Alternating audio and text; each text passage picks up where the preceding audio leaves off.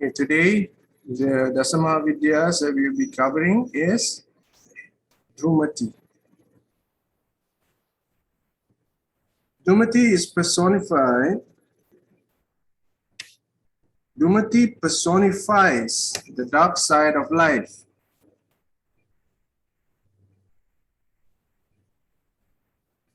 The name means she who is made of smoke. Smoke is one of the effects of fire. It is dark and polluting and concealing. It is emblematic of the worst phases of human existence. Get this right, huh? As per legend mentioned in the Pranatoshini Tantra, once Devi Sati, due to satiate,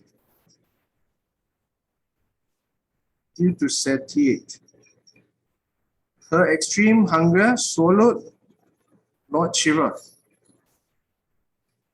Later, on the request of Lord Shiva itself, she disgorged him. After this incident, Lord Shiva rejected her and cursed her to assume the form of a widow.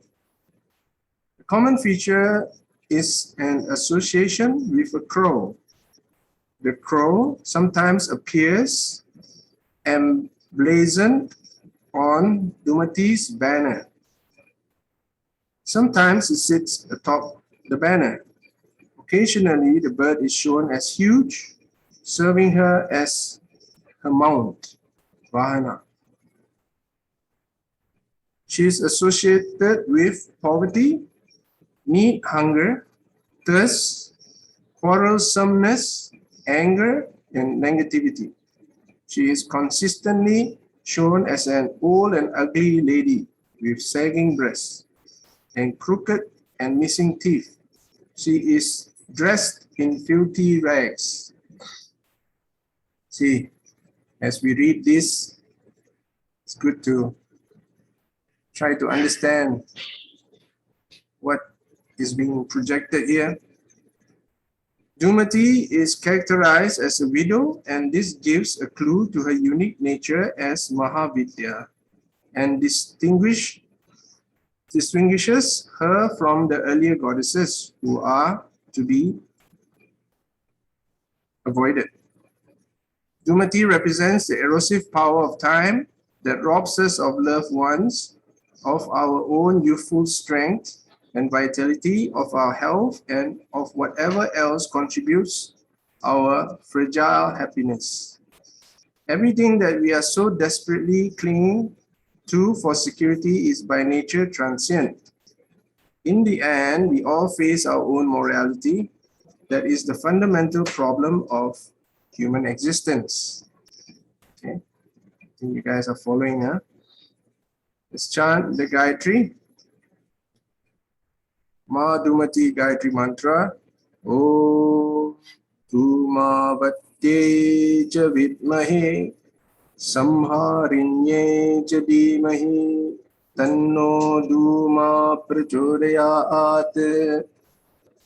Om Dhumavathi cha vidmahe Samharinye cha dhimahi Tanno Dhuma prachodayat. Om Dhumavathi cha vidmahe Samharinye cha dhimahi Tanno Dhuma prachodayat. Just a few more paragraphs. Let's finish this. The benefits of praying to Goddess Dhumavathi have a better understanding of God and brings them closer. That's all we want, right?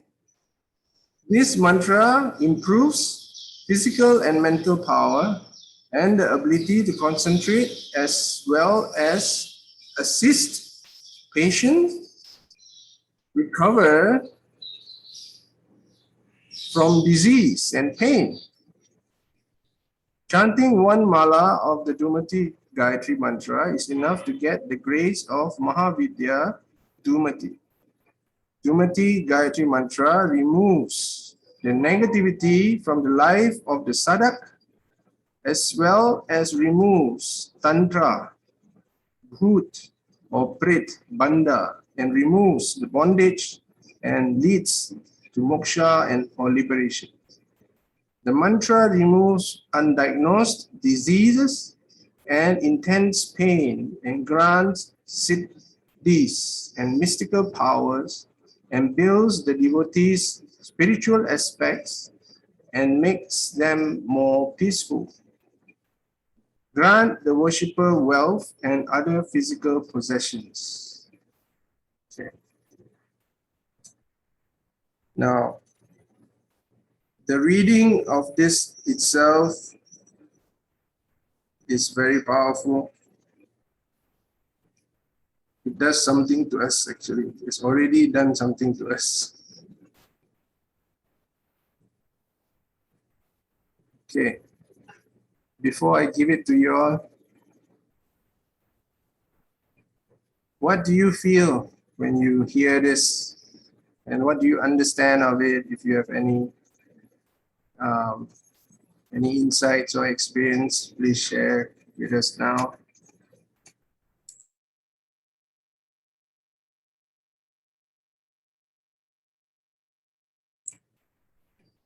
Is it scary when it's first read? She's just like a mother. She's protecting. Yeah, she's like a mother. Yes? Some more?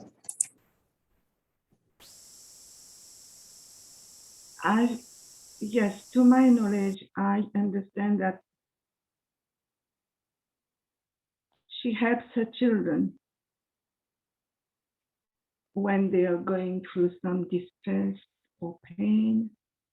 She's always there to help by calling her name. Okay. Nice. Good observation. Any more? Jayanti? I initially, when you read, it was a bit scary because she's associated with poverty and hunger, and she swallowed Lord Shiva.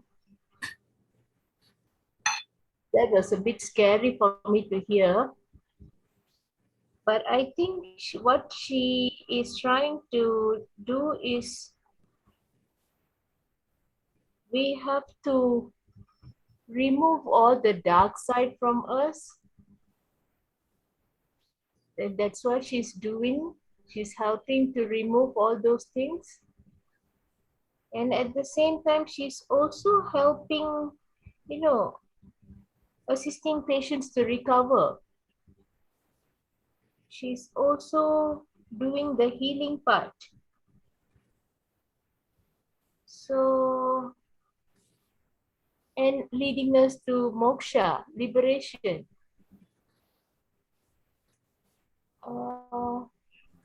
I don't know, brother, can you shine some light on that? She's at both sides. She's that side and she's also this side. She's very balanced. And she's helping us to with major illnesses. She can be a very helpful for this COVID situation. Yeah, by chanting her Gayatri mantra. Good. Okay, something happens when we read this. Yeah. It says that in her extreme hunger, she swallowed Lord Shiva, and later, on the request of Lord Shiva itself, she gorged him. After this incident, Lord Shiva rejected her and cursed her to assume the form of a widow. And the crow and poverty, hunger, thirst, quarrelsomeness, anger, negativity, old, ugly, crooked, filthy, all these words are there. Okay, now this is something very, very incredible that my experience of Dhumavathi Ma. This happened a month ago, actually. This was during the Sai Kala Bhairav sessions, midnight. And when she came, somehow I'm able to understand her much better. And it is really incredible love that she has for all. She, as Adi Parashakti, has manifested in a form which takes on all negativity, all the extremes of filth, rage, negativity, this of extreme pain, quarrelsome, like you cannot, some of the things is just there and you can't do anything about it except Dhumavathi Ma. Sometimes we can reach, some people have reached that stage where, it's almost, you cannot do anything already. It's reached that stage. And Dhumavathi Ma is the one who comes and takes it, clears it all. And she is very compassionate. The ugliness, she rather it be on herself rather than be on you. That's how she is. If there's any ugliness, if there's any hunger, if there's any quarrelsomeness, he just rather it be on her. She has this kind of approach. She very much doesn't want it to affect you. She wants it. She just take it, and she knows how to handle it because she has soloed Shiva before. So for her, no problem. This is something which she likes to do. She enjoys doing it, and it's no coincidence that she soloed Shiva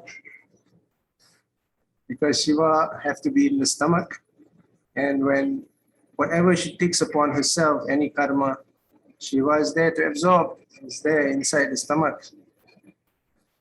And of course, she took him out, and the residues of the Lord Shiva's presence is always there. His presence, when he have walked one place, that place get illuminated.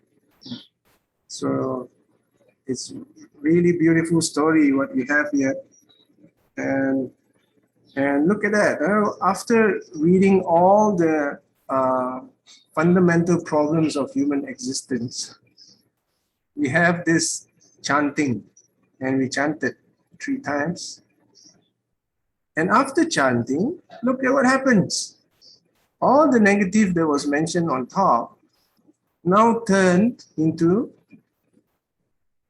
better understanding of God, closer to God, improved physical and mental power, ability to concentrate and then recover of patients, people with diseases. Look at that transformation. Removes tantra, bhut, pret, bandha, remove bondages and leads ones to moksha. The mantra removes undiagnosed disease and intense pain, and grants siddhis and mystical powers, and builds the devotees' spiritual aspects and makes them more peaceful. Give also wealth and other physical possessions. Just look at that. It's a total shift from dark to light just by chanting her mantra. Isn't that incredible? Yeah? So, yes, Sister Rama is here. Okay. Yes, she has that incredible power to swallow Shiva. And also there is the ingredient of love here from Shiva. So he was able to convince her, and she liberated him. Oh my God! See what kind of a love story? See, their love is out of this world, Adi Parashakti and Shiva. We can't even expect. Oh my God, these guys will love like this. Oh, because they love like this, that's why we are learning to love. Yes, because as it happens on top, so as above, so below. As above, so below. And within. Yeah, below is also within. Okay, brother, another question. Since Shiva knows everything, whatever it's happening, why did he throw her and into that stage? Okay, good question. This is all the play of God for the for the beings. Actually, it's for the beings, because this story completes the cycle. This story itself is enough to liberate all those who are suffering from any of the mentioned darkness. Because this is the Lord. Well, the whole story is, I truly believe that Lord Shiva willed it. He himself willed it in such a way that all that is being created, including all darknesses, goes back to him. Yeah, this is something which is unavoidable. This is, as he comes, the geometry is like that. It's a circle. Always comes back. Yeah? Comes back to the Lord. So if there's any negativity that has been exposed or created, it's all coming from the Lord, and it can go back to the Lord. So this is one cycle which is very beautiful, and she has taken it all on herself. In other words, when she take upon herself, for example, negativity of an area, maybe, how does she take upon herself? Any guess? Or someone is having intense pain. How does she take upon herself? She becomes that. She becomes that. Usually, no need to go so far. Actually, she can just take it. Just use the hand to take it and consume it. Stomach. Very good. Yes, this is Agora style. So you take that, she takes that, consumes it, and when it consumes it, it goes where? It goes stomach. And Shiva was there before. She has consumed Shiva before. So that consummation, that process itself is a sacred, it's a sacred thing. When she comes and she takes upon herself, it's very sacred. It's something, it's Shiva's grace. Shiva's and the consorts, they are all, they want to come to the earth to play their role in whichever way, the Lord's Leelas. And they come forth like this, Dasa Maha Vidyas. Each and every one is a specific ray. And Sister Blaka used to cover this, the 12 rays when you're on top, the God self. Each ray is different. And this is one of the rays. So, I felt like Shirdi when you were asking that question. So how does she take upon herself? So he's also will be taking and then cleansing later. yes, correct. Yeah, a lot of it, you have to go through the process of digestion. Yeah, when someone takes a karma, he has to consume it, go through the process of digestion and excrete it. So if the process is very God-oriented, very clear, then the process is very smooth and nice. So it goes right through. Yeah. And after the consummation, what is that? Nothing. It's all consumed. So, and if you are Shiva consciousness, you are Shiva. It has reached Shiva through your body. These are all the Agora's parts, that has, which I'm actually very interested in. And I'm also witnessing so many of these phenomena happening. This is the way of compassion, actually. This Sri Ambe Arunachala is a matter of time. You know, he will start talking about Aguras, because his contact with the Aguras made him realize what compassion is. You know, he told that, you know, Aguras are very, very compassionate beings.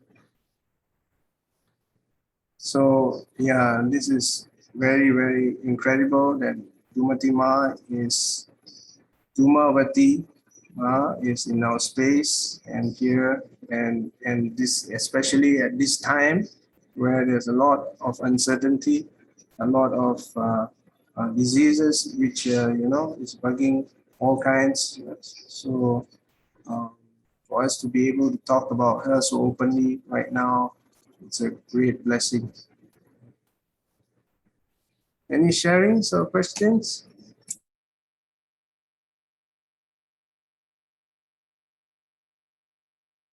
Sairam, brother. Looking at it, I feel very comfortable and compassionate. I don't know, there is something that I feel very warm, very loving inside me. I can't explain. Yes. Very motherly also. Very motherly.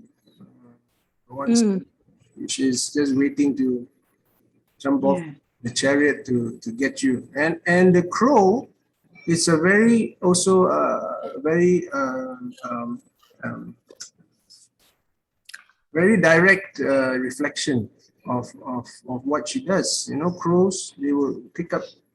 And the other day I was communicating with the crows. I don't know how the conversation was struck, and they were telling about, you know, how there is certain areas that they need to cover, you know, and these areas is where they pick up a lot of these random energies and consume it pretty much. So they're all doing that job. You know? They identify these grosser energies and take it upon themselves. So we have a huge ecosystem here, which includes the animals, includes the insects, includes people. And this ecosystem is very incredible, very powerful. Yeah? They deal with the energetic side of things. What we see as the 5 elements is the physical manifestation side, you know, but there is also the energetic manifestation side, which all has a part to play. That's why we have, you know, now we have come to understanding that bees are incredible. They are like angels. Bees, they just go and get nectar, and you know, they are so into the nectar, and they can share all the nectars happily and buzzing away to their work. Yeah. So when the bees reduces, it's not a good moment actually. Yeah. So that's why many scientists knows that, you know, these bees cannot go extinct. So they go all out to protect them. But they are also part of a larger ecosystem which has an incredible, miraculous unfolding, you know, about how now the new bees coming in, which, you know, is never found before. It's a new type of bees. So, you know, and they're growing in certain other parts of the world, which, you know, totally unexpected. And of course, I think the honey will be different too. I mean, slightly different. Right. Any other sharings? When we see Dhumavathi, sister expressed that she's feeling very comfortable, right? So yeah, she is like that. So usually all the mothers or all the Dasa Maha Vidyas are either represented extravagant or like with so much of decoration and all. So the people who are really suffering cannot really connect to them, but they can easily get connected to Dhumavathi, and they can really praise her and get relieved. So that's why she is like very special among the Dasha Maha Vidyas. And related to the crows, recently these crows were surrounding me a lot. Usually they say it as a bad woman because the crow going overhead us is a bad woman actually. But I just looked up into it. So what's this crows? Or it just came to me. I don't know. I don't remember. But the crows, it's like something, as you are saying now, they are part of the energy system. It's like some alarms. So something is going to happen or something like that. That's all. And so they said, whenever something like that passes overhead, we can just pray the Shani Mahadev. So Shani Mahadev is also thought as very person who gives us a lot of difficulties, but he's the one who makes us stronger. And even he tests us for longer duration, he can make us stronger. If we are not able to withstand to his energy, we can just pray Kala Bhairav or Hanuma. So this was the link. So I was just amazed by the link of all this, you know. So the crows, Dhumavathi we are discussing now, and the crows are the Vahana of Shani Mahadev as well. So when the crows are coming near, see, remember that he is near us as well. And if you can't withstand his energy or his test, just pray Kala Bhairav, because Kala Bhairav is the guru of Shani. What an amazing connection, right? So on Kala Bhairav, a form of Kala Bhairav is Hanuma as well. So you can pray to Kala Bhairav or Hanuma whenever you are facing these kind of things. Just see that there is something like an alarm, and then just pray to the and get relieved. It's like that. So beautiful. The nature portrays itself to us in our lives. The signs it brings. Oh my! I'm just amazed. Yeah, we are doing Kala Bhairav. We are praying him all these times. Oh, it is okay. I'm safe. No worries. So, Brother Julius, this is what you always say, see God in dark. This is what you've been explaining and telling us. Okay. See the God in darkness. Very nice, very good sharing. Now I like to just add on to whatever the Sister Rama has said. Now, it is true that the crow actually signifies actually a bad omen if you are not into the dark side. If you are shunning away the dark side, there's something you don't want to look at, you want to only focus on light, the crows coming is a bad omen. But if we, like us now, going to the dark side, shedding light, understanding, studying, and recognizing God in the dark side, the crow turns on a different. You start seeing that the crows, the dynamics of the crows, you can start seeing the army in the dark side. This dark side, there's a lot of armies. They are flying ones, they are on land, they are underground. So many layers. And some of them come with armor and swords. Yeah. Now, we are here to recognize all as God, and we are here under the umbrella of Rainbow and Siddha Academy, which is really, really amazing. I'm getting more and more thrilled by this, because with the academy, It's like a balloon, you know.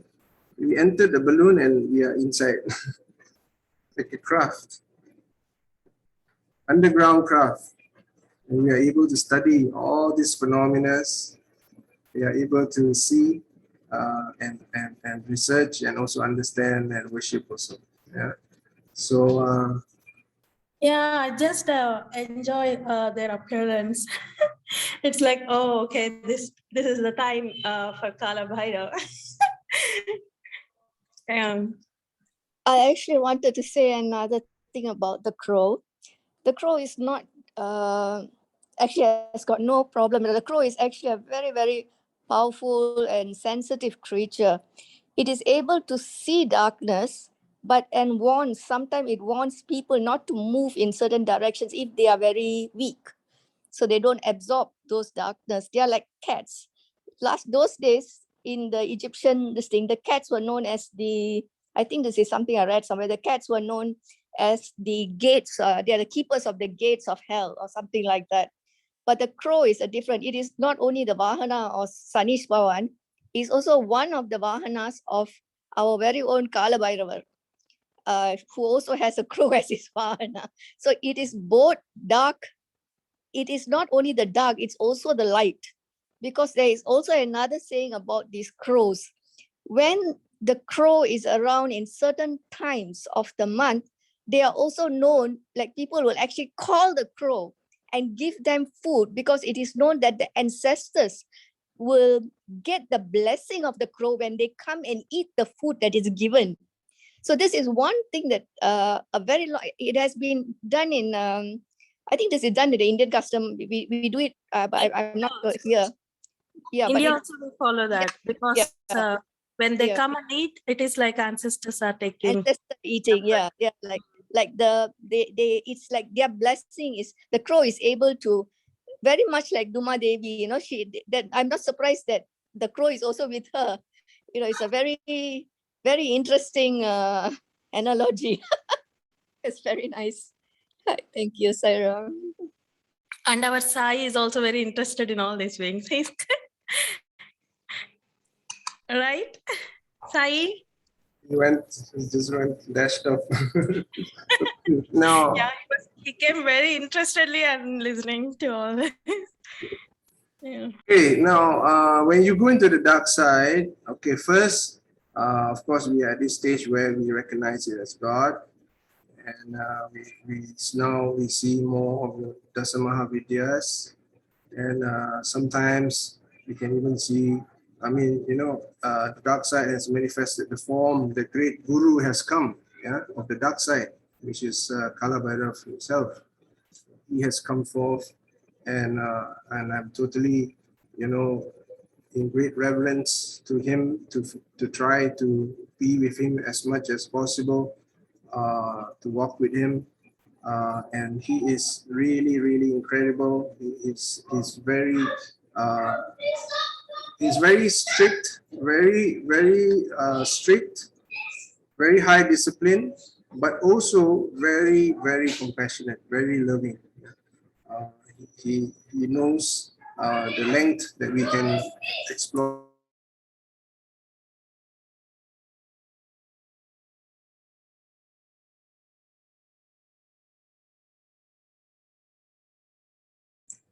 I'm sorry about that.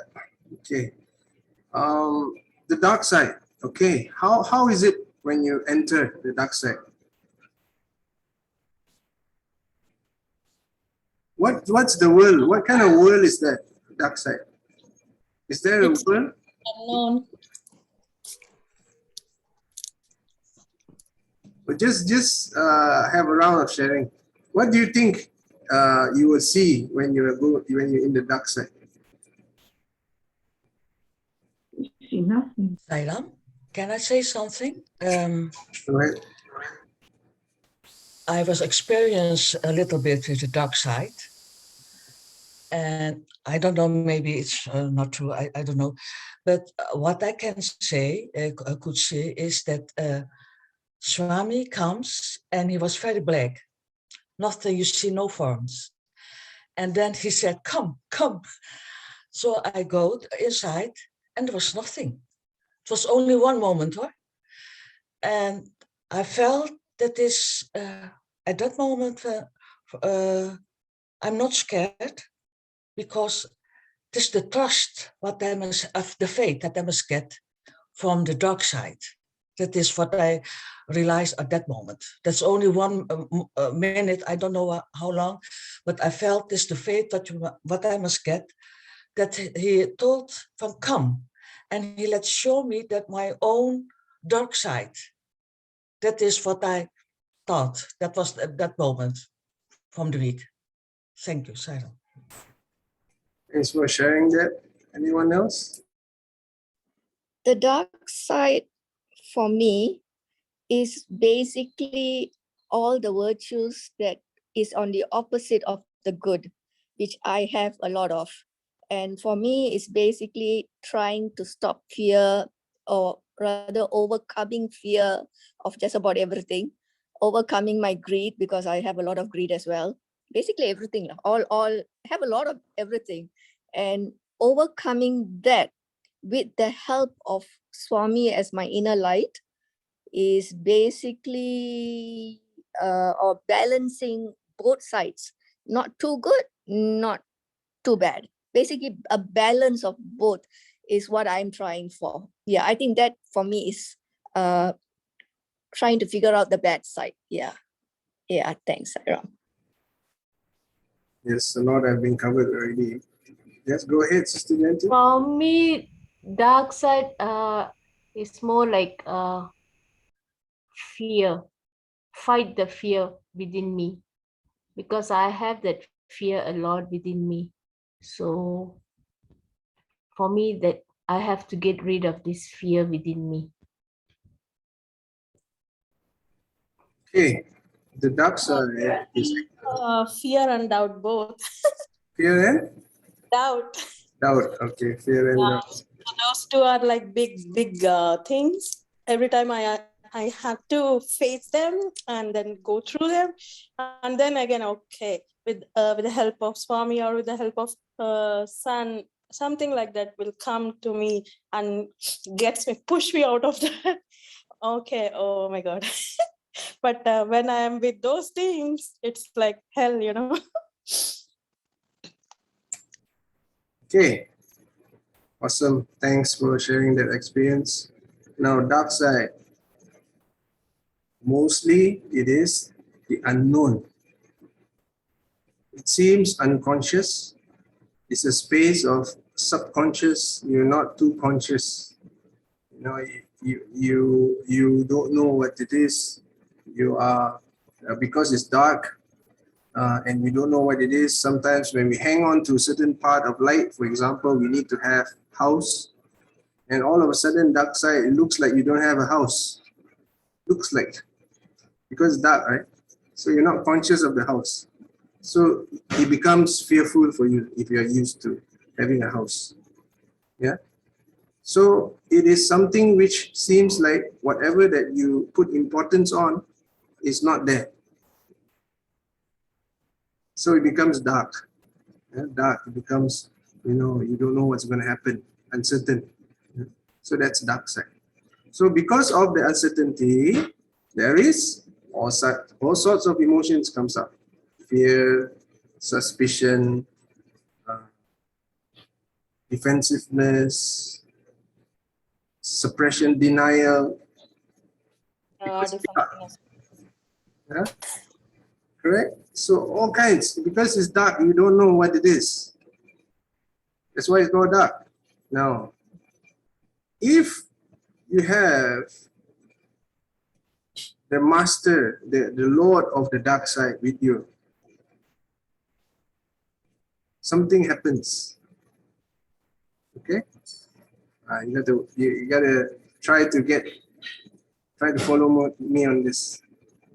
The Lord of the dark side is actually, for me, my understanding is Kala Bhairav.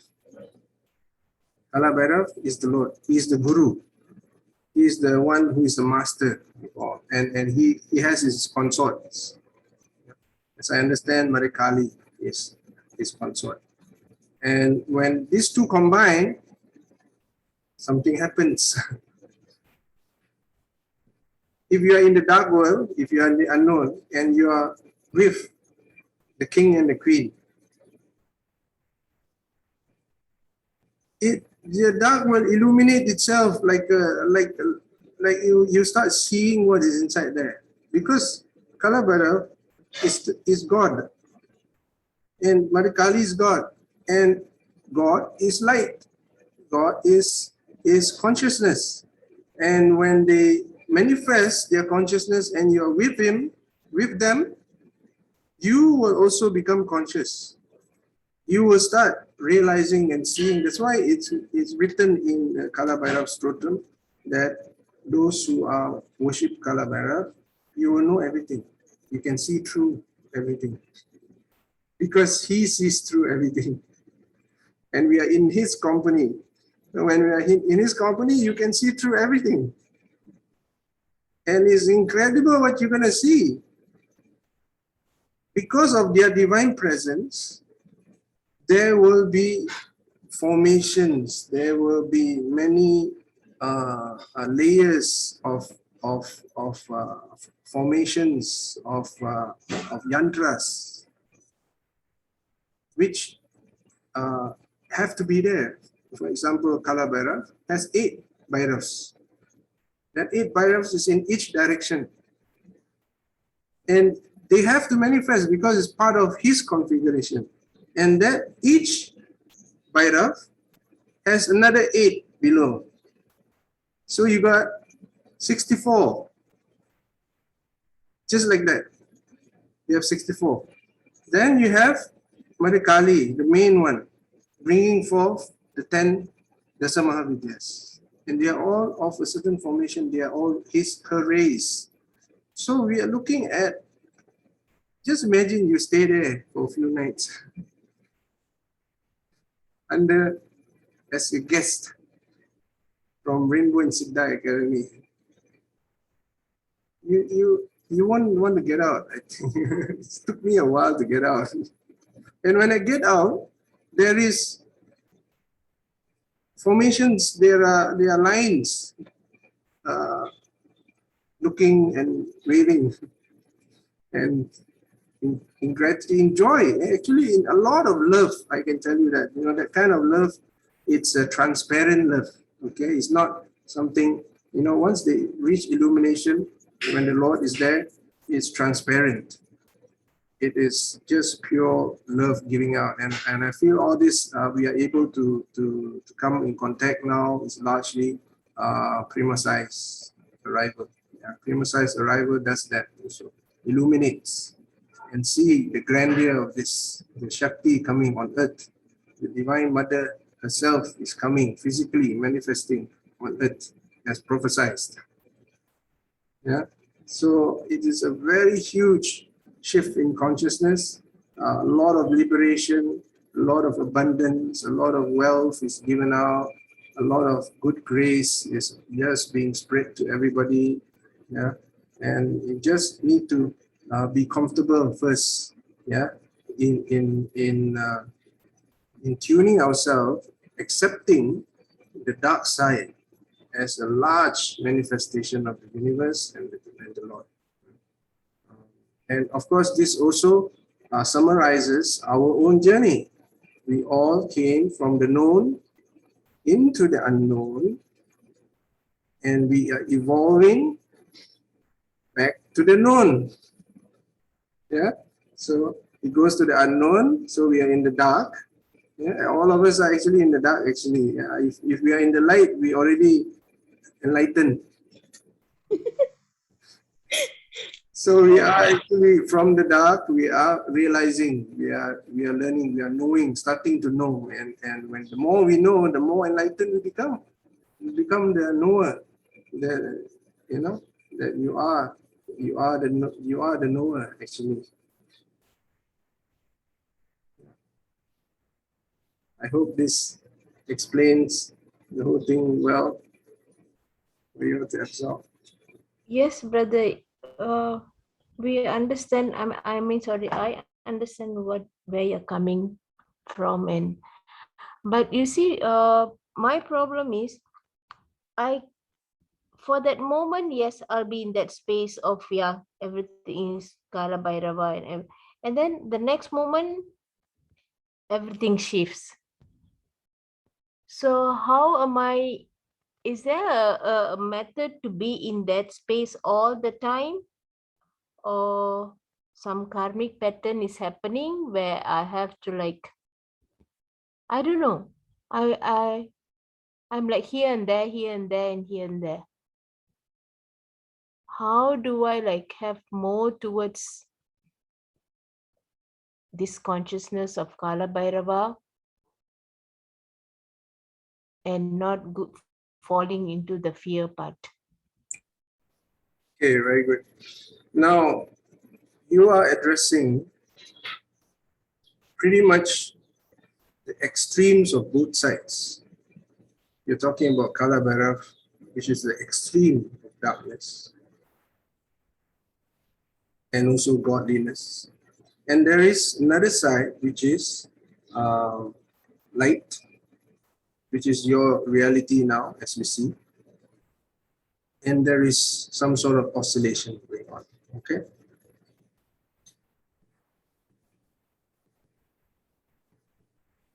There will be an oscillation, something you can't avoid, because we are coming from this third dimensional space. And we, by God's grace, divine intervention, and of course, some kind of contact and help, you connected to this, yeah? But you came from this space, which this space you need to maybe now move yourself. And also you have to remember, you're not alone. Your soul has collective soul. You have twin flames, and then you got this, soulmates, and then you have family monad. You have your, there's so many others which is connected to you. Okay. What you can do is, you can start sharing your information with them. Yeah. Whatever you learn from here, you share with them. And immediately, if they follow you, if they are connected to you in the soul, definitely very fast they'll get the message and they understand exactly what it is. After a while, even before you start finishing the sentence, they know already what's the end of the sentence. Because it's soul connection, soul to soul. As long as you pass on this message down, you can proceed further. Which means, am I responsible for the souls around me? Yeah, you came together. I'm not talking about every soul. I'm talking about some souls which are connected to you deeply. There's a way of doing. When you pass on the message, sometimes you are completing your duty as a being who has. You are sharing your punyam actually when you pass the message. You are sharing your light. You're sharing your light. Okay, we can share that, but I didn't know that we are responsible for those souls around us. Not so responsible. It's all out of pure energetics. It's just like energy. For example, you're very happy. Happiness will overflow. Actually, it's naturally you will overflow to the next. Yeah, person who is ready with a cup, empty cup, and you just overflow, and it's something that happens very naturally. It's not something, it's just like Dhumavathi. Yeah? Dhumavathi doesn't feel she's responsible actually. She just loves doing this. She just loves bringing people back to the Father, So it's not, I don't think it's something which needs a lot of effort. It is just, and the souls around you doesn't mean physically around you. It could be across the other side of the earth, which you are connecting connected energetically in the soul level. So immediately just a recognition is enough. Recognition of, how are you? You're part of me, Okay. I'm you. Understand. Yes, that I have. Yes. Doesn't mean physically. It's always far. It's always energetic resonance. Yeah, it's not a physical proximity. It's soul to soul. Mm. So the more you pass it on, the more you can rise because you have finished your duty. You have done your sharing. You've done your seva. Yeah, like with my daughter, she said, "Ma, I'm done over with you, so don't disturb my life anymore." Yeah, maybe you overflow on her until she cannot take. So sometimes you gotta spread it out more. Yeah, don't think it's just only her. It could be many more. It could be small children. It could be just the crows. I understand. Sairam, can I ask you something? So what you mean about your soulmate, is it you can have a soulmate in the space? Is that it too? Yes. Okay, thank you, Sairam. Can I ask you something? What? I actually always wanted to ask this question. What are twin souls? Okay, twin souls are those which do similar things. They are like twins, identical. It's very difficult to differentiate who is who. Whatever they do, somehow it's similar. And energetically, also when one soul goes through a change in energy, the other soul also goes through the same. Yeah, so that's a twin soul. How the next question would be, how do you know who is your twin soul, or do you have a twin? How would you identify? I mean, we don't even know our own souls. Okay, never mind. Thank you. When they come, when you meet them, first you'll be surprised how similar you are to that person. And then after a while, you can also go into experimental stage where, after some time you go through something and you felt that there's a change within you and you just connect to that person and they will be doing this. They will share with you the same thing. Then Wow. that's your twin soul. Wow. Interesting. Thank you, Sarah. But not necessarily that we must have a twin soul, right, brother? No, not necessary. Some is too strong. Twin souls are too obvious. So they have this study on how to handle twin souls. Okay. But if you don't have to go out of your way to look for them. Is it possible for one twin soul to be alive and the other to be in the other side? I mean, like not given, not in the birth yet, not come down yet to earth. Not so common because they come together. Not so common, but there are cases like that. Oh, wow. Oh, that's why it's very complicated. I was wondering about it. Okay, thank you, Sarah. Common. Yeah, that means one of the soul has either leave too soon or the other one hasn't left yet. Supposed to leave together. I mean, supposed to leave similar timing, but something happened, and they will contact each other to check what's happening. Why aren't you up here, or why am I not down there? So there will be some kind of communication, and go through dreams. Does this mean that like the children that are born as twins, and quadruplets, are they twin souls? A lot of them are. Oh, so those are twin souls. I now I get it. Oh, okay.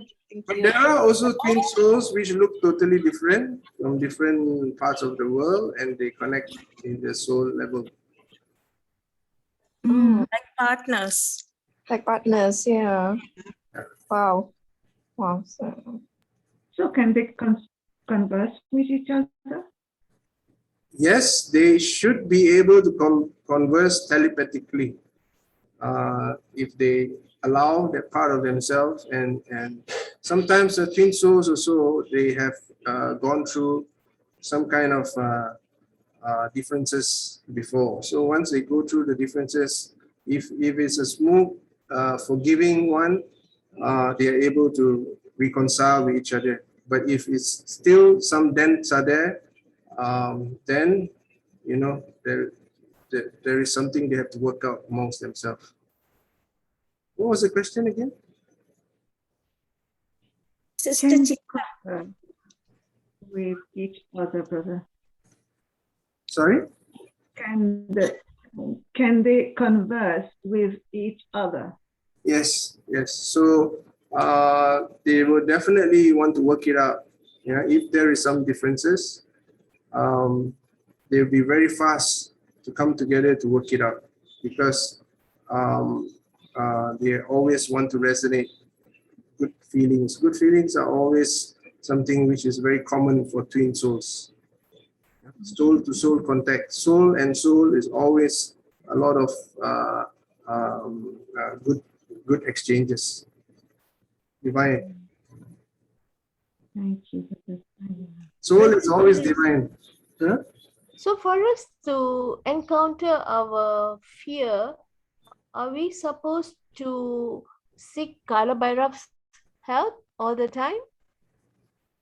Okay, fear is due to darkness, and darkness is Kala Bhairav. Kala Bhairav, when you pray to him, when you are with him, his presence illuminates. He is Shiva, actually. He is consciousness. So when you are focused on him in the dark, you are focusing on consciousness, which is also awakening your consciousness in the dark. Yeah. So Because at times when I meditate, I go into this darkness, and it's a bit scary at times. So what do I do? It's total darkness. It's very dark. okay, sometimes when it's very dark, that is the perfect time to discover God. You see, when is Maha Shivaratri? Darkest night. Darkest of darkest. Yes, darkest of the darkest. It's no moon. There is in every way, you know, even the planets doesn't shine down. So it's complete darkness, and that's the best time to discover Shiva, because he is there. It's like naked in the dark. It's very easy to identify him. So you just need to tune in more, sing bhajans, chant mantra, stay up the whole night. Don't let unconsciousness take over you, because consciousness is very strong at that time. Yeah. So in the dark, God is there. Night is magic, yes. Hmm? That particular night is magic. Yeah, magical night, magical night. Once you tune into him on that night, you don't need to sleep. Even when you're asleep, you're watching yourself sleeping. So who's there watching? It's yourself, you. Me watching. You watching your body sleep. Yes. So consciousness is wide, very huge. It's there constantly. We just need to tune in. You know, tune in to the consciousness.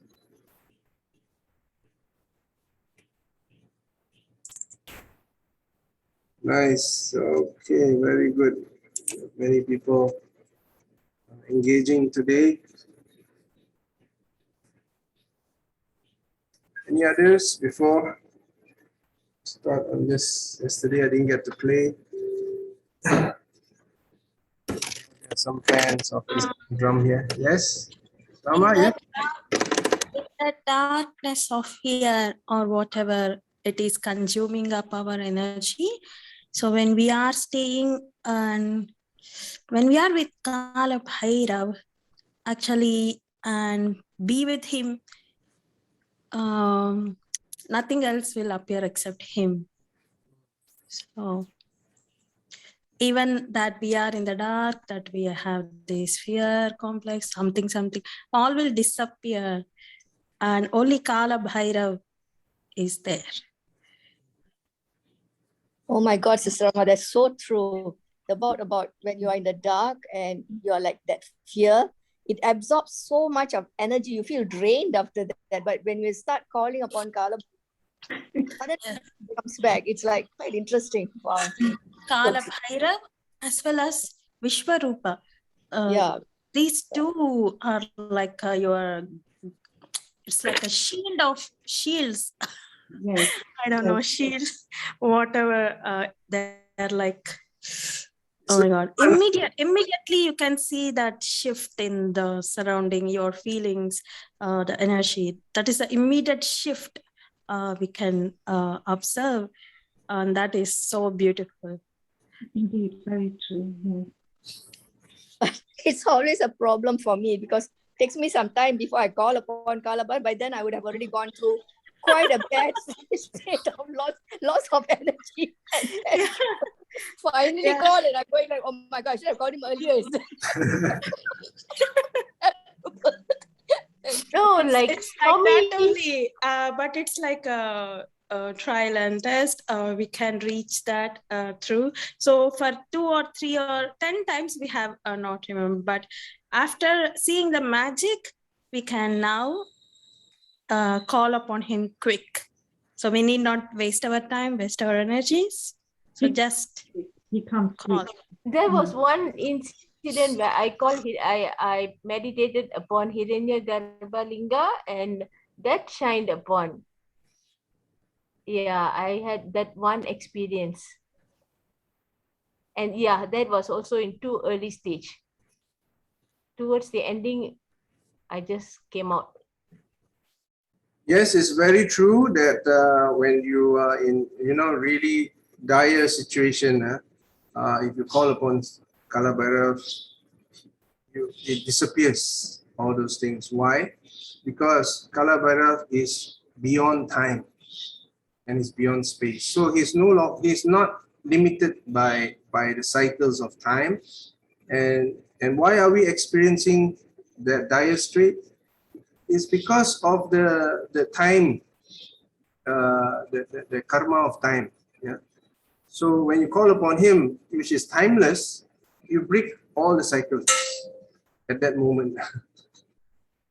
So sometimes this cycle, once you have Kala Bhairav in your space, even if you go through a cycle, you'll be much faster. Much faster. It won't be so slow. You finish the cycle much faster and then you bump into him again. So it's like a pocket. It's like a space given to you. This is, of course, there are many names to this space. It can be called affinity. It can be called destiny. It can be called God's grace, God intervention, divine intervention. So this space is available. Doesn't mean that, if you missed it, you missed that space and you feel, I should have done this and you feel guilty about it. No, don't need to, because you might need to go through the cycle just one more time with more clarity. Yeah, going through a cycle doesn't mean it's bad, okay? It's just the time frame that's taken. Sometimes it's a very long time frame. It can go on for lifetimes. So that's a slow motion. Now, when we are coming in contact with the central of it all, the central sun, the galactic core, we are getting very close to the center point. So things happens much faster. Okay. Even karmic cycles, it finishes much faster. All right.